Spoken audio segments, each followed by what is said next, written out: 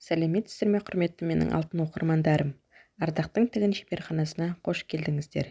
Бүгін сіздермен осындай әдемі көбелек құрағын құрайтын боламыз. Көбелек құрағын бастамас бұрын менің арнама тіркеліп, лайк басып, комментария жазып, қоңыраушаны баса кетіңіздер. Құраққа қажетті маталарымыздың өлшемдері. Көлемі 6-да 6 болатын шаршыдан, көк шаршыдан 2 штук қажет. Жасыл шаршыдан 5 штук қажет. Және де қызғылт түсті матамыздан 3 штук қажет. Бұлардың көлемі 6-да 6. Және де көлемі 5-та 5 болатын қызғылт матамыздан 16 штук. Көк матамыздан 14 штук. Және жасыл матамыздан 2 штук қажет. Сонымен қоса жан-жағына жасыл матамыздан өздеріңіздің қалауларыңыз бойынша ленталар қажет. Менің жағдайымда 5 сантиметр және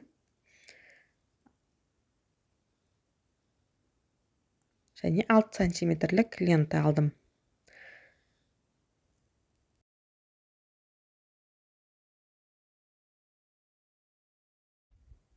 Ең алдымен ленталарымызды және көлемі 5-те 5 шаршыларымызды алып қоя тұрамыз.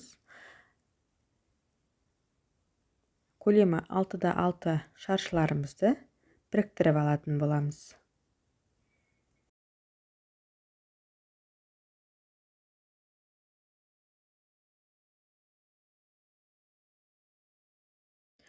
Көк матамыз бенен қызғылт матамызға жасыл матамызды беттестіретін боламыз. Түгін төмен қаратып, бір-біріне беттестіреміз. Және де ортасынан сызып алатын боламыз. Мінекей сызып алдық, және де осы сызықтың екі жағынан 2 тігіс түсіретін боламыз.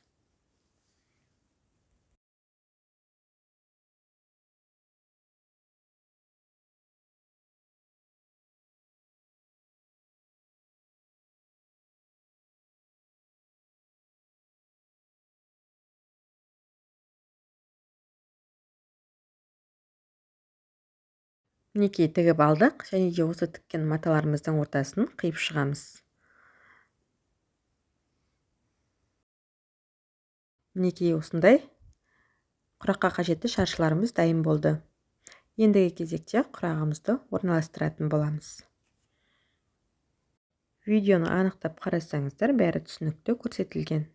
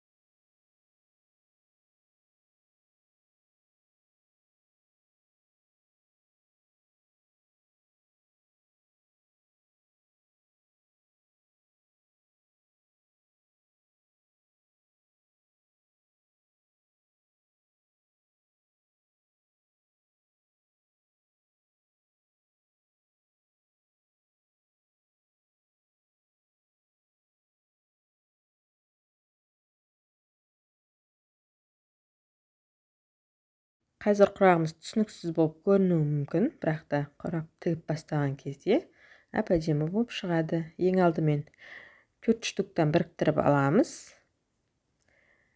Мына 4 бөлігін сіздерге көрсетемін.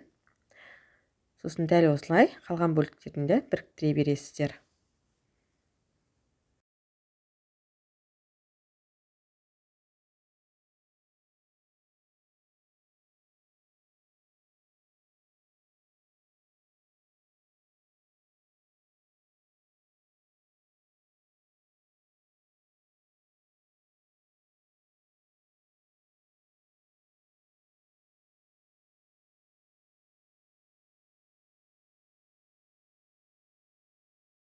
Мінекей осылай қалған бөліктерін де осылай біріктіріп шығатын боламыз. Егер де менің құрағым сіздерге қызықты болып жатса, менің каналыма тіркеліп, лайк басып, комментария жазып, қоңыраушаны баса кетіңіздер. Менің каналымда неше түрлі қызықты құрақтардың, ерекше құрақтардың, көп жерде құрала бермейтін құрақтардың неше түрі бар. Менің каналыммен бірге болыңыздар. Құрақты біріктірген кезде асықпай, орын-орнына қойып, шетінен құрап алыңыздар. Өйткені ұсақ құрақ болғандықтан шатастырып алуларыңыз мүмкін.